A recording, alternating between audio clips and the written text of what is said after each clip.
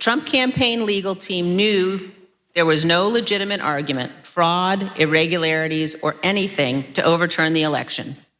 And yet President Trump went ahead with his plans for January 6th anyway. Mr. Chairman, hundreds of our countrymen have faced criminal charges. Many are serving criminal sentences because they believed what Donald Trump said about the election, and they acted on it. They came to Washington, D.C. at his request. They marched on the Capitol at his request. And hundreds of them besieged and invaded the building at the heart of our constitutional republic. As one conservative editorial board put it recently, quote, Mr. Trump betrayed his supporters by conning them on January 6th, and he is still doing it. That's from the second day of the January 6th hearings on Donald Trump and his involvement with the attempted coup of America there. And Liz Cheney was talking about the theme of Monday's hearing, which was Donald Trump knew full well that he had lost the election. He decided, in light of that knowledge, that he would go ahead and push this lie. It wasn't that he believed he was fraudulently cheated. He was pushing that knowingly. Now, it's not just Liz Cheney that was saying this. Also, the Trump campaign attorneys said this as well. On January 2nd, the general counsel of the Trump campaign, Matthew Morgan, this is the campaign's chief lawyer, summarized what the campaign had concluded weeks earlier. Generally discussed on that topic was whether the fraud, maladministration, abuse, or irregularities, if aggregated and read most favorably to the campaign, would that be outcome determinative?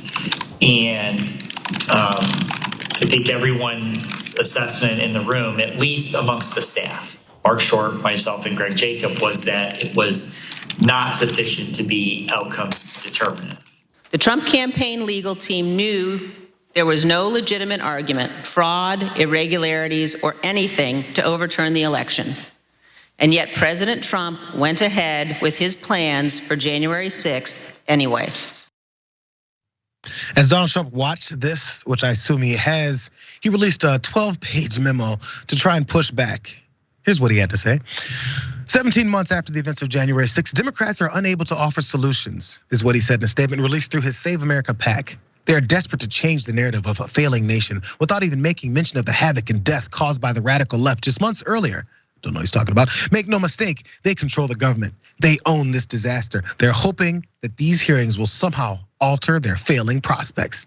In the 12-page document as well, Trump repeats a handful of disproven claims to assert that the 2020 election was stolen from him and rigged in favor of Democrats, including some that were brought up during testimony by former Trump campaign and administration officials.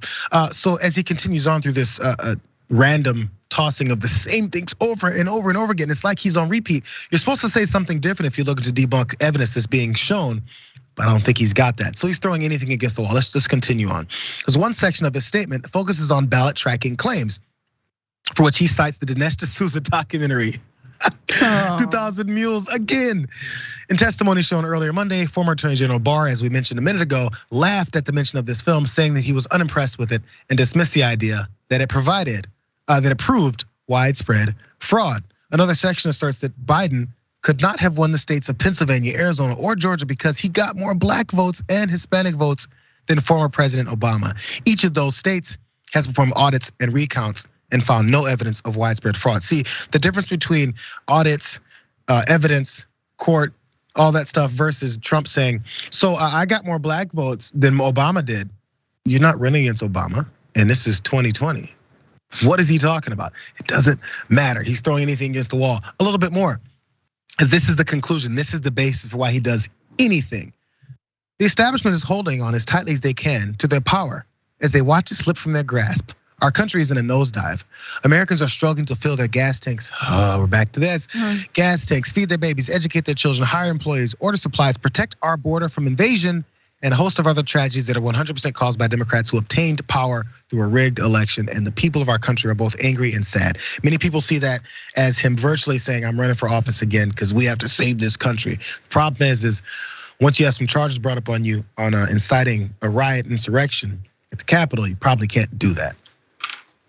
Yeah, I've got a number of thoughts. I mean, I think that the January 6th commission and the committee hearings have been, succinct and good, but they all squarely focus on Donald Trump. And I honestly think that that's a little bit of a mistake here. Look, there were many other Republicans supporting what happened on January 6th, out in front, speaking at the rally, right? Representatives Andy Biggs, Paul Gosar, Mo Brooks, we know their names. We know the people, Lauren Boebert, Marjorie Taylor Greene. We know all of the people. Maybe they weren't the folks who were right next to Trump, with the exception of Rudy Giuliani, who said trial by combat on that stage.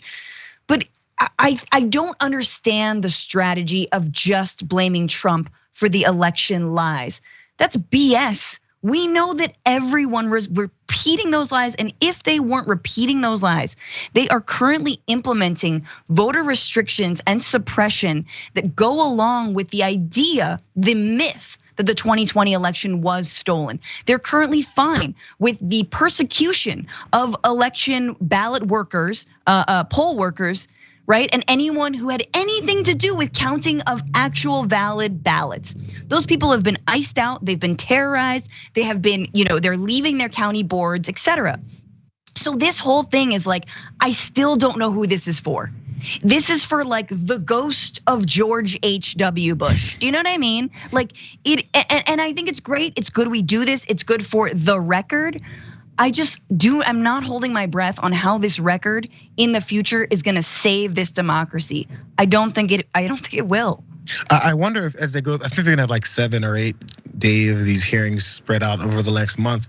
I don't know if they're gonna get to them, because I do like that approach. Because this is the other thing is he can't do it alone. No one guy can do it alone. He needs the support. And there was a few folks left that kind of disrupted it, one being Mike Pence. But again, it's gonna turn into heaping all this praise on Mike Pence. And that's what he's hoping for as he runs for president. But again, it all has to be known and shown who supported, even when they knew, just like Trump did, this was a complete and utter lie. And the whole idea was to overturn the election.